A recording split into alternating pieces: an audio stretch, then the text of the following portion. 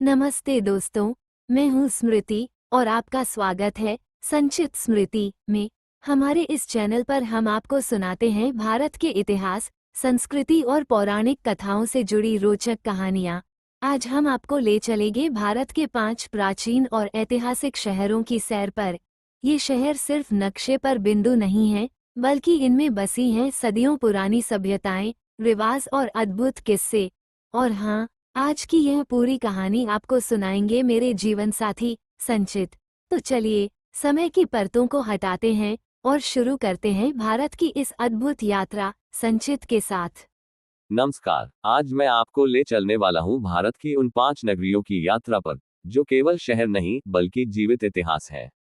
जहां हर दीवार, हर गली, हर घाट अपने अंदर सहस्र वर्षों की कहानियां समेटे हुए हैं। हमारी यात्रा का पहला पड़ाव काशी। इसे बनारस भी कहते हैं, वाराणसी भी। कहा जाता है काशी के बराबर कोई नगरी नहीं। पुराणों में वर्णन है कि यह नगरी स्वयं भगवान शिव ने बसाई और अपने त्रिशूल पर स्थापित की। काशी के घाटों पर जब शाम के समय गंगा आरती होती है तो ऐसा लगता है जैसे सूर्य अपनी अंतिम किरण यहां अर्पित कर रहा हो।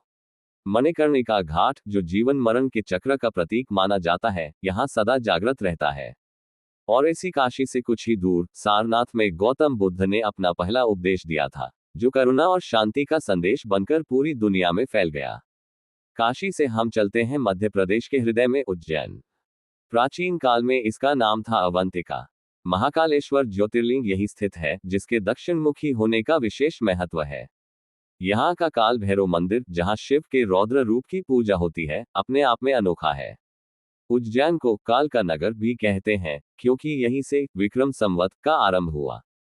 सम्राट विक्रमादित्य की राजधानी होने के साथ साथ ये कालिदास जैसे महाकवि का जन्मस्थल भी रहा। हर 12 साल में लगने वाला सिंगस्त कुंभ मेला यहाँ आस्था का महासागर ले आता है। अब हम पहुंचे हैं बिहार की राजधानी पटना, जिसका पुराना नाम था पाटलिपुत्र। मौर्य और गुप्त साम्राज्य की राजधानी, यह नगरी अपने समय का सबसे समृद्ध शहर था। यहीं से चाणक्य ने चंद्रगुप्त मौर्य को राजनीति की तलवार दी और सम्राट अशोक ने धम्म प्रचार का शंख बजाया।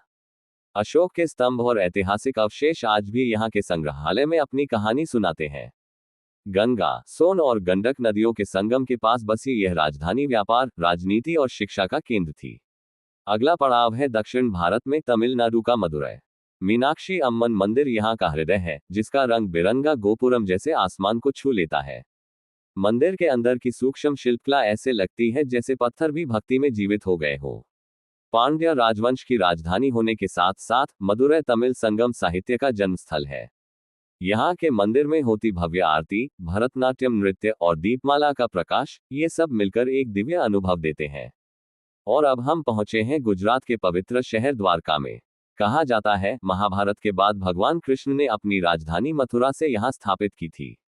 पुराणों में लिखा है कि प्राचीन द्वारका समुद्र में डूब गई थी, लेकिन समुद्री खोज में उसके अवशेष मिल चुके हैं। समुद्र तल में पत्थर की सड़कें, दीवारें और मंदिर के चिन्ह। आज का द्वारकाधीश मंदिर 4 धाम यात्रा का एक प्रमुख स्थान है, जहां शंख, घंटी और भजन की धुन मिलकर कृष्ण भक्ति का महासागर बनाते हैं। तो दोस्तों, ये थी भारत के 5 प्राचीन और ऐतिहासिक शहरों की हमारी रोचक यात्रा। हर शहर अपने अंदर एक अलग ही संसार समेटे हुए है।